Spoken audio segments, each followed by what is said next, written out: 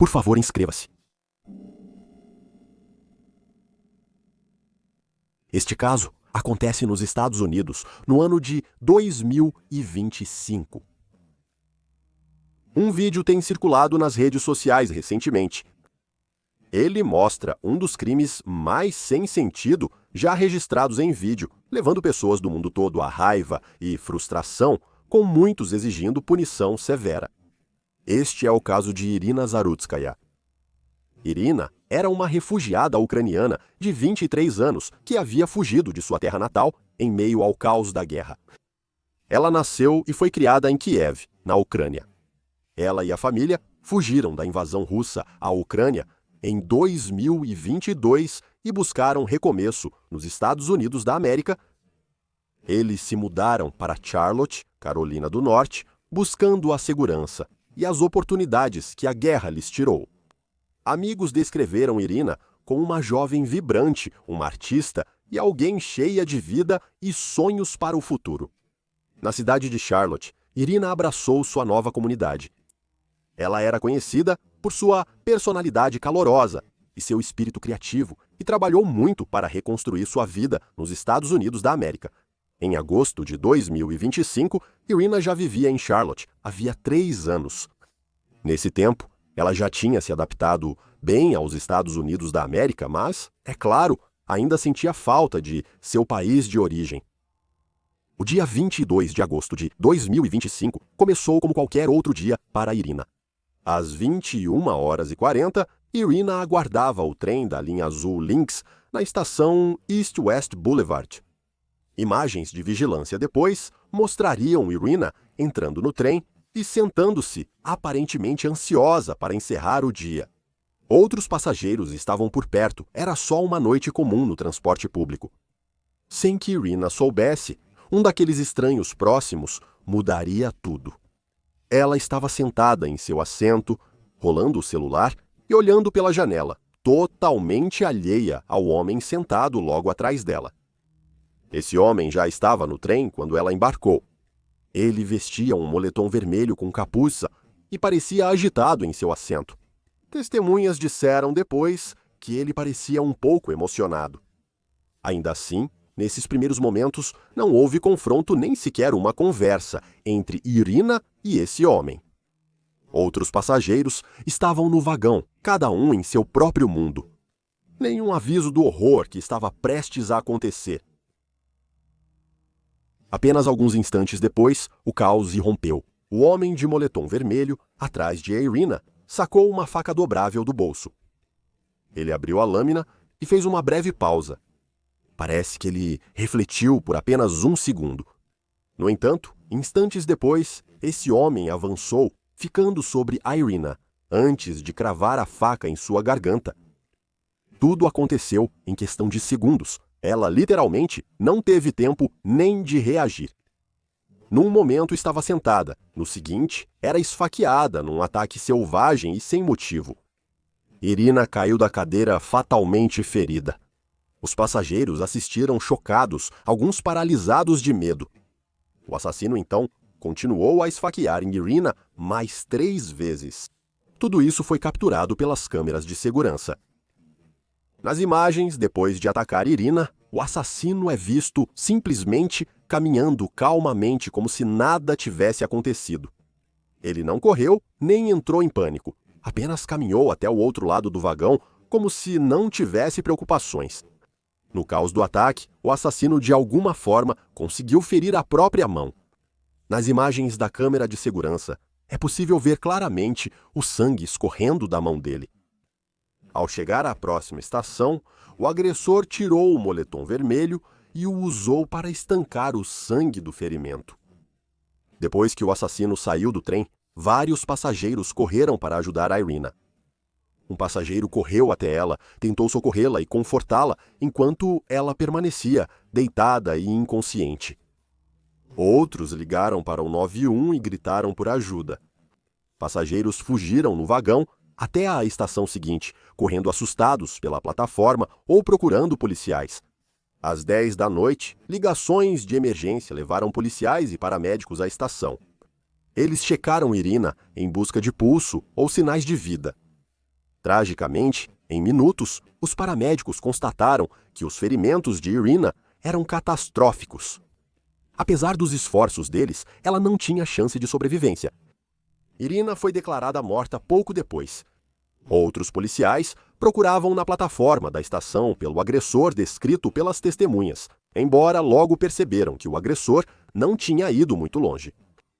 Quando a polícia começou a procurá-lo, logo o encontrou ainda na estação, na plataforma de onde tinha acabado de sair do trem. O assassino não fez absolutamente nenhum esforço para fugir e as testemunhas na plataforma todas apontaram para ele para a polícia. Os policiais confrontaram o assassino e ele foi imediatamente levado sob custódia sem mais incidentes. Perto dali, a polícia achou no chão uma faca dobrável ensanguentada, recolhida rapidamente como provável arma do crime. A resposta de emergência foi rápida. Cerca de 10 minutos após o ataque, o autor foi detido e a vítima declarada morta. Devido à brutalidade, uma testemunha foi levada ao hospital por um problema médico não relacionado. Segundo uma fonte, ela teve um ataque de pânico pelo que presenciou. A polícia agora precisava informar a família de Irina sobre o ocorrido e iniciar a investigação das causas. Nas horas seguintes, os detetives reconstruíram o assassinato de Irina Zarudskaya e identificaram o assassino como DeCarlos Brown Jr., de 34 anos. Naquela noite, peritos criminais vasculharam o trem e a plataforma por evidências. Fotografaram a cena, recolheram a faca e coletaram amostras de DNA. Os peritos também registraram respingos de sangue e impressões digitais na arma e superfícies próximas. Cada detalhe foi documentado. No entanto, a polícia então teve acesso às imagens das câmeras de segurança do trem. E o que presenciaram foi um dos assassinatos mais brutais e cruéis que já tinham visto. Pelas imagens, os investigadores descobriram que não houve interação, provocação, nada. Enquanto isso, os investigadores analisaram as ações de Brown antes do ataque. Eles descobriram que Brown embarcou no trem sem pagar e ficou sozinho, falando consigo e agindo de forma errática, mas nada disso chamou atenção até o momento da violência. A polícia não informou se Brown falou algo ou trocou palavras durante o esfaqueamento. Por que ele atacou Irina Zarudskaya, alguém que não conhecia, é algo que ele não respondeu naquela noite e talvez nunca consiga explicar totalmente. Então, quem é DeCarlos Brown Jr.? Bem, as primeiras informações surgiram em poucas horas. Brown, de 34 anos, supostamente sem teto e sem endereço fixo. Logo ficou claro que Brown já era conhecido das autoridades. Na verdade, ele tinha um histórico criminal que durava mais de uma década. O passado criminal de Brown vinha desde 2011.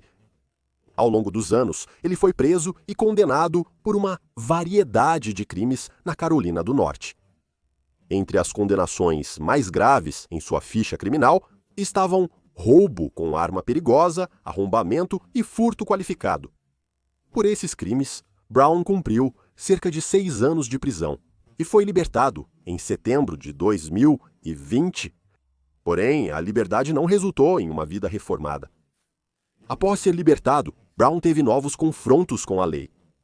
Em setembro de 2022, ele foi preso por agredir uma mulher, mas não encontrei muitos detalhes sobre o ocorrido.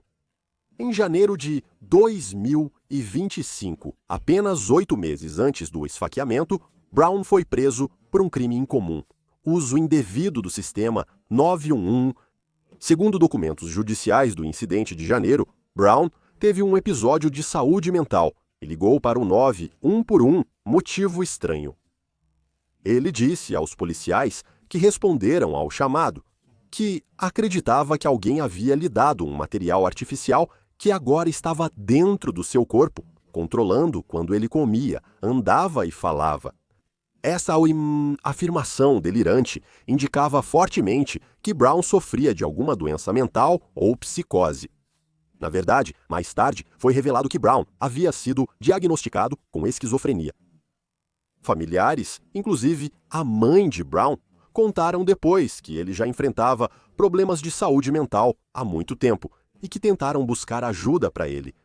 Brown foi preso em janeiro de 2025 por uso indevido do 911 e, em julho do mesmo ano, um defensor público questionou sua competência para ser julgado. Um juiz reconheceu dúvidas sobre a saúde mental de Brown e pediu avaliação de um psiquiatra forense no caso. De forma frustrante, a avaliação ainda não havia ocorrido ao chegar o dia 22. Brown estava nas ruas, à espera de avaliação de saúde mental, mesmo apresentando delírios e histórico de violência. Qualquer um pensaria que essa combinação, por si só, já seria suficiente para que ele fosse internado e tratado. É devastador pensar que, se Brown tivesse recebido o tratamento que sua família buscava, ele provavelmente não estaria naquele trem e uma mulher inocente não teria morrido. A polícia também concluiu que Brown não tinha nenhuma ligação conhecida com Irina antes do ataque. Sem histórico em comum, interação online ou qualquer contato. Até o momento, o motivo continua sendo um mistério. Alguns sugerem que a saúde mental de Brown ou um delírio interno podem ter causado o ataque. Outros apontam para a possibilidade de uso de drogas, embora nenhuma evidência conclusiva de intoxicação tenha sido relatada. Alguns também disseram que o crime tem motivação racial. Porém, a polícia não indicou evidências que sustentem isso. O próprio Brown não deu nenhuma explicação. O retrato formado é de um ex-presidiário sem teto, com passado violento e problemas mentais não tratados. Saber do histórico de Brown deixou muitos na comunidade frustrados. Vale citar que poucos dias após o ataque brutal, em 2 de setembro de 2025, algo ocorreu que mudou a indignação pública para a incredulidade. A Câmara Municipal se reuniu para debater a segurança no transporte público após o assassinato brutal. Mesmo assim, a Câmara pausou a reunião para comer bolo e divulgou nas redes sociais. Uma reunião solene sobre a morte de um refugiado foi interrompida por uma pausa para bolo de aniversário. Uma foto do bolo foi postada no Twitter com a legenda: "Aqui está o bolo. Depois, a hora do bolo acabou. A Câmara de Charlotte inicia agora a discussão sobre o esfaqueamento fatal." As redes sociais explodiram. Muitos consideraram isso estranho e até insensível. Como um homem com passado criminal e esquizofrenia podia andar livremente por aí? Por que o sistema não interveio antes dele cometer algo tão horrível? Essas questões impulsionam boa parte do debate público. Na noite do assassinato, DeCarlos Brown Jr. foi preso rapidamente no local. Inicialmente, ele foi levado ao hospital Atrium Health para tratamento dos ferimentos leves que sofreu na mão. A polícia o vigiou no hospital e, assim que os médicos autorizaram sua alta, Brown foi formalmente acusado de homicídio em primeiro grau. A polícia anunciou publicamente a prisão no dia seguinte e identificou Irina como a vítima. Em uma semana, o processo já estava em andamento. Em 29 de agosto de 2025, após receber alta, Brown foi levado à cadeia do condado de Mecklenburg, acusado de assassinato. Um juiz determinou que Brown fosse mantido sob custódia sem direito à fiança, o que significa que ele permaneceria detido até o julgamento. Na Carolina do Norte, homicídio em primeiro grau é crime capital. Embora ainda não se saiba se os promotores pedirão pena de morte, normalmente a expectativa é prisão perpétua, sem liberdade condicional, se houver condenação. À medida que as evidências do crime se solidificaram, com vídeo de vigilância, depoimentos de testemunhas oculares, provas forenses e a faca, um grande júri assumiu o caso e logo foi noticiado que Brown havia sido indiciado por homicídio em primeiro grau por esse júri. Um dos primeiros focos iniciais foi, naturalmente, o estado mental de Brown. Como citado, ele tinha histórico de doença mental, o que logo se manifestou. Um juiz determinou que Brown fosse avaliado por um psiquiatra para verificar se está mentalmente apto a ser julgado. Ser considerado competente para julgamento significa que o réu entende as acusações e pode ajudar em sua defesa. Devido ao comportamento estranho de Brown antes do crime e à avaliação inconclusiva do júri em seu caso anterior, o tribunal quis garantir sua participação no julgamento por assassinato. Dependendo dos resultados, se fosse considerado incompetente, ele poderia ser enviado para um hospital estadual para tratamento até que sua competência fosse restabelecida. Esse processo pode atrasar o julgamento por meses ou mais. Por enquanto, Brown conseguiu representação legal. Sua defesa precisará escolher entre alegar insanidade ou negociar acordo. Mas, pela brutalidade e notoriedade do caso, qualquer desfecho sem julgamento e punição severa parece improvável. É possível que o advogado de Brown negocie para que ele se declare culpado ou inocente por motivo de insanidade, em troca de uma sentença de prisão perpétua garantida, retirando a pena de morte da mesa. Isso significaria que ele passaria o resto da vida em uma instituição psiquiátrica de segurança máxima, mas até o momento nenhum acordo de confissão foi anunciado. A notícia do assassinato de Irina chocou a comunidade de Charlotte e também outras regiões. Doações começaram a chegar em uma vaquinha online, feita por amigos para ajudar a família com o funeral e, possivelmente, com o traslado do corpo para a Ucrânia, se desejarem. Isso será extremamente caro. Um link para a vaquinha online ficará fixado nos comentários e na descrição. A opinião geral das pessoas que viram as imagens é de pura raiva e indignação. Muitos buscam vingança e retribuição por esse crime. É muito difícil suportar ver uma mulher inocente, apenas cuidando da própria vida, ser assassinada de forma tão cruel. As imagens são angustiantes. Comentadores online pedem a morte de Brown, afirmando que esse é o tipo de caso para a pena de morte. Para essas pessoas, qualquer punição menor que a execução de Brown seria grande injustiça para Irina Zarutskaya e sua família. O caso de Irina Zarutskaya foi difícil até para mim. Ver um assassinato sem sentido diante das câmeras é horrível. Muitos também apontaram a ironia mórbida.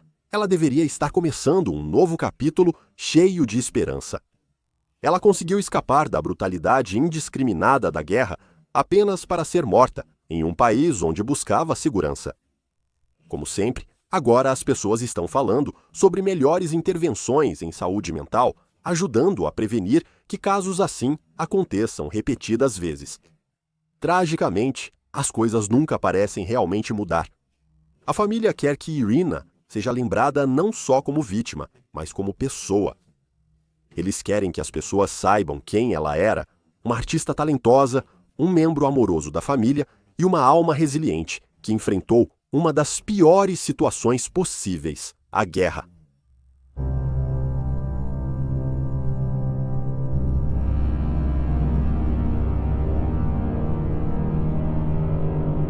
Obrigado